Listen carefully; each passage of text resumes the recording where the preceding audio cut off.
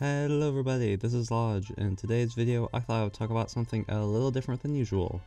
So a couple months ago I realized that you could get Phantasy Star Online 2 for free if you had an Xbox. I think you could also get it for free on Windows as well. So I decided to try it out.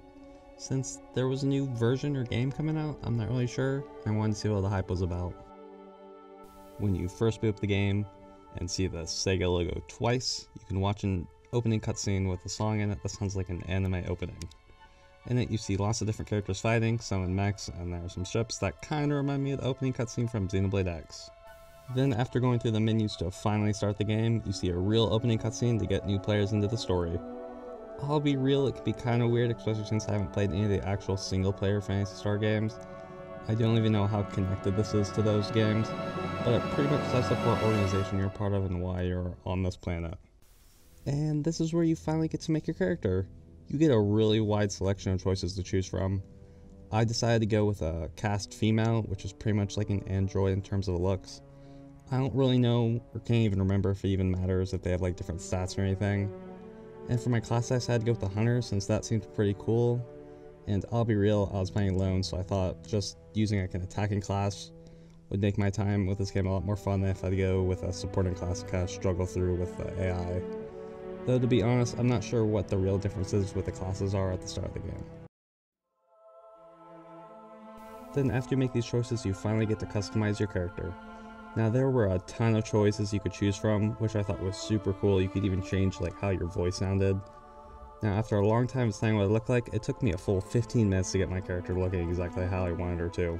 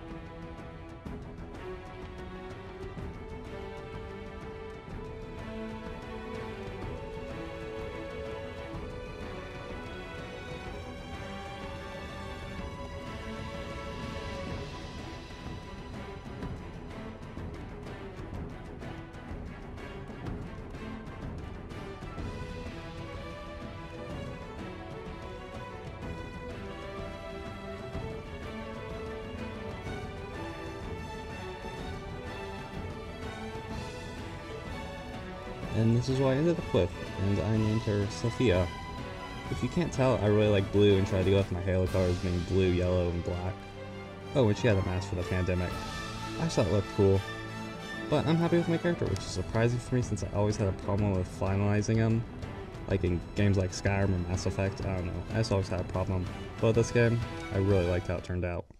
Well, after you finally create your character looking exactly how you want them to, you are thrust into the first actual mission of the game, which acts as a tutorial for the game's combat and like movement and stuff.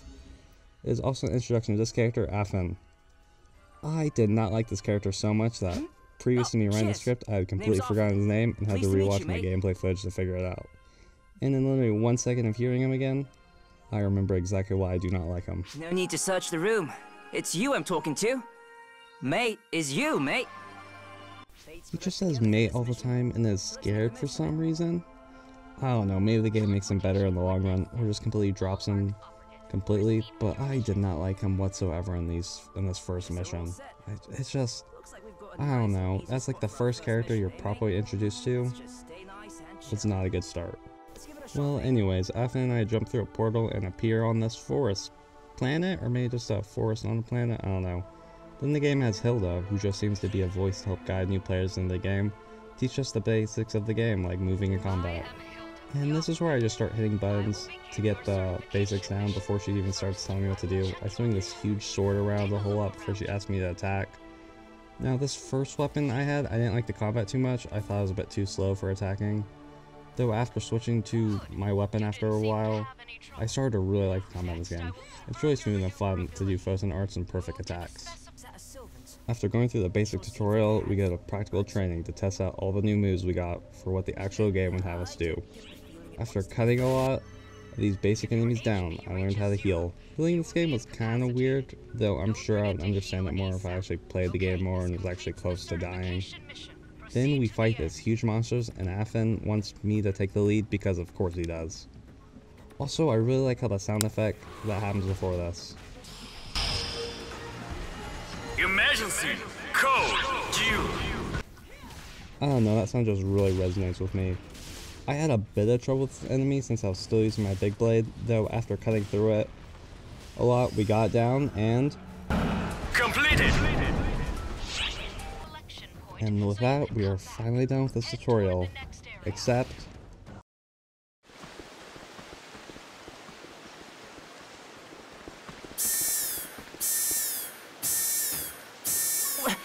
What's happening? Emergency message from General Control to all ARC's operatives. A Code F order has been issued for Nefarious. Dangerous photon levels detected.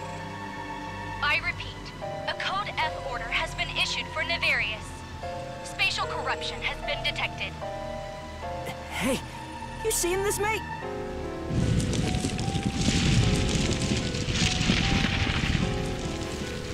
This is some kind of joke. This law just appeared out of thin air. False spawn presence confirmed. They're exceeding the Yeah, this tutorial is much more than just a simple mission to get the controls underway. We had to neutralize all the false spawn, which Athen gives great exposition. These wankers real false spawn. The evil thing's trying to consume the entire universe. Why are they showing up here of all places? There shouldn't be any on Nefarious.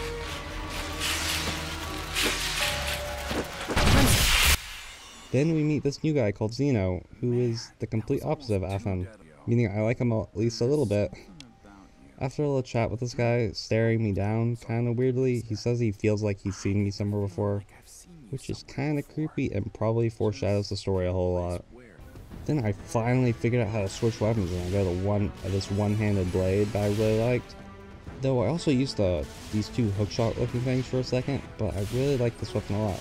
It's also a gun. At this point, I really got into the combat as it was super fast and fluid.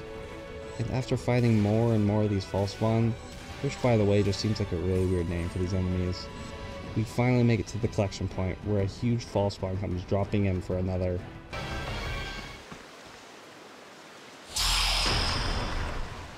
Emergency! Code! Due!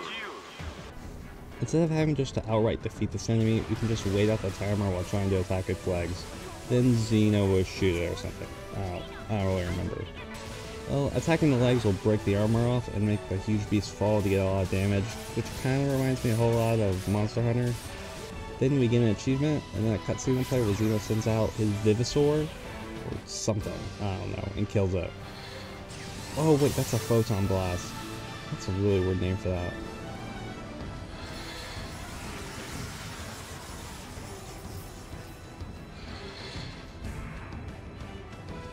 And that's the end of the very first mission of the game. We get teleported back, and that's basically where I stopped playing.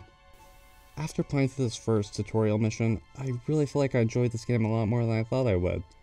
Combat felt good, and even being able to use a controller did not feel weird like I thought it might. Maybe later in the game when you get more spells. Wait, does Phantasy Star even have spells? I don't know, whatever. I don't know the series at all. But whenever you get more things, I think it could get a little overbearing, since like a lot of MMOs you use your number pad or whatever. I just think it get a little overbearing, but at the start it was really good. I also loved all the in-depth character customization there was. You could make any character you really wanted to. Story seems somewhat intriguing. It's the first mission of an MMO, so you don't want to give all your cards away at the very beginning, but to me it just seems like there's these things that are evil for no good reason, except that they just are evil. I could see myself playing through this a lot more, especially if other people play through it with me, so I didn't have to deal with Affen the entire time. Well, anyways, I would recommend this game to anyone who thinks it looks interesting. It's free on Windows and Xbox, so you really have nothing to lose. Maybe after enjoying this, I should give Final Fantasy XIV a try. I've heard a lot of good things from that, though I don't really have anyone to play that with either. I hope you enjoyed the video, and everyone has a good day. Thank you, and goodbye.